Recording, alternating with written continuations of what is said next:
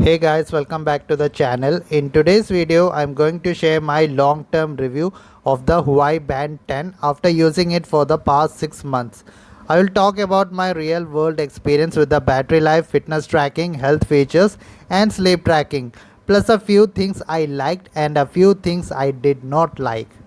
But before we get started, if you're new here, make sure to subscribe to the channel, and if you find this video helpful, don't forget to like, share and subscribe. Alright, let's get started. Now let's talk about the sleep tracking. Honestly, I don't have any professional equipment or another smartwatch to scientifically test how accurate the sleep tracking is on Huawei Band 10. But based on my personal experience, I do feel that the sleep tracking is actually pretty good. For example, let me show you my sleep data from May 11th, 2026. As you can see, the band shows that I slept around 8:51 pm and woke up at 3:56 am. And honestly, that's pretty accurate because I went to bed at around 8:45 pm and actually woke up at 3:56 am.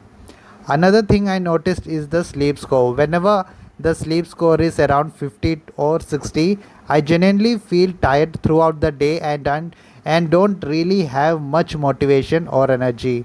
But when the sleep score is around 89 or 93, I feel much more energetic and refreshed. So even though I can't scientifically prove the accuracy based on how I personally feel after sleeping, I would say the sleep tracking and the sleep score on the band are surprisingly accurate. Now let's talk about fitness tracking, and honestly, I have quite a lot to say here. First, let me tell you what kind of workouts I usually do. I do running, walking, cycling, high intensity interval training, and weight training. From my experience using the Huawei Band 10 for past 6 months, I noticed that the tracking performance depend on the type of workout you're doing. For weight training, I personally feel that the heart rate tracking is not very accurate. Sometimes I know my heart rate is definitely above 100, but the band shows something like 91 or 92 bpm. So for gym workouts and heavy weight training, I don't think the heart rate data is completely reliable. But at the same time, for workouts like high intensity interval training, walking, running, and cycling, the heart rate tracking feels pretty accurate. For example, during high intensity interval training, the band shows my heart rate is around 167 to 170 bpm, which actually feels realistic based on the intensity of the workout. And while walking, it usually shows around 124 to 130 bpm, which also seems accurate to me. The step counting is also pretty good and mostly accurate in daily usage. So overall, if you are planning to buy this band mainly for weight training or gym workouts, I personally would not recommend it. But if your main focus is on walking, cycling, or high hit workouts, then I think this band does a really good job. Again, this is based on my personal experience, so your experience may be a little different. Now let's talk about the health tracking features. I actually compared the heart rate sensor and the SpO2 readings on the Huawei Band 10 with the oximeter to see how accurate they are. When it comes to heart rate tracking, I found it to be pretty accurate most of the time. The readings on the band were very close to the oximeter results. So I think the heart rate sensor is reliable for daily usage. For the SpO2 or blood oxygen tracking, the results were slightly off sometimes, usually by around 2 to 3 points compared to the oximeter. But honestly, I think that's acceptable for a fitness band at this price range. So overall, based on my personal testing, I would say the heart rate tracking is definitely reliable, while the SpO2 tracking is decent but not pretty accurate. And before buying this smart band, I was actually confused between getting a Samsung smartwatch or an Apple Watch. I have used the Samsung Galaxy Watch 4 before, and I have also tried the Apple Watch SE2 second generation. Honestly, both are really good smartwatches with a lot of smart features and powerful performance. But for me personally, there were two major problems. First is comfort.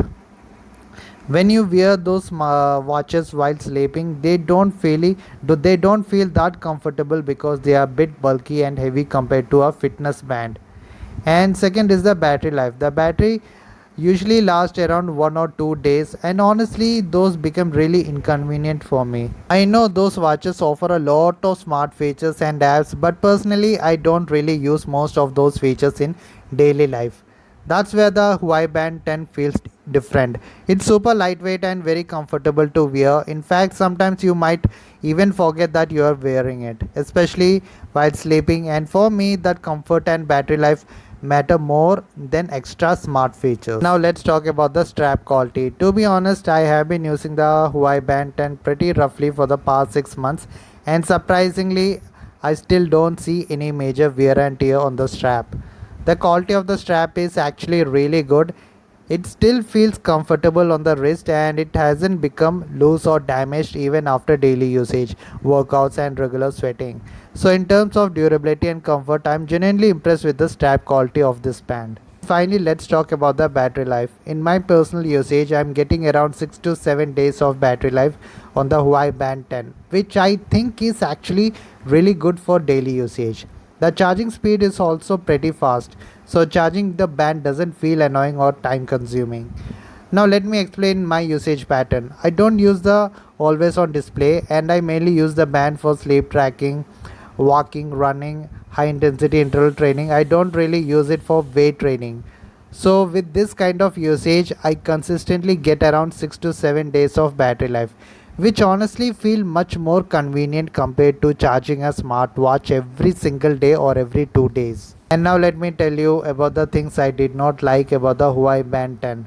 The first thing is that it does not have a built-in GPS. So whenever you go for running or cycling, you have to carry your phone with you if you want accurate route tracking and distance data. Second thing is the weight training tracking. As I mentioned earlier, I feel like the heart rate and the workout data during weight training are not very accurate compared to other workout modes.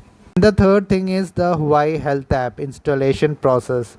If you have a Samsung phone or an iPhone, you probably won't have any problem finding the Huawei Health app on the Galaxy Store or the App Store. But if you're using phones like Google Pixel, Vivo, Oppo, Motorola, Realme, Redmi, you might need to download the Huawei Health app manually from the internet. So I will leave a link in the description where you can download the Huawei Health app or you can search it for yourself online. So yeah, that was my full long-term experience after using this band for 6 months. If you find this video helpful, don't forget to like, share and subscribe. Thanks for watching.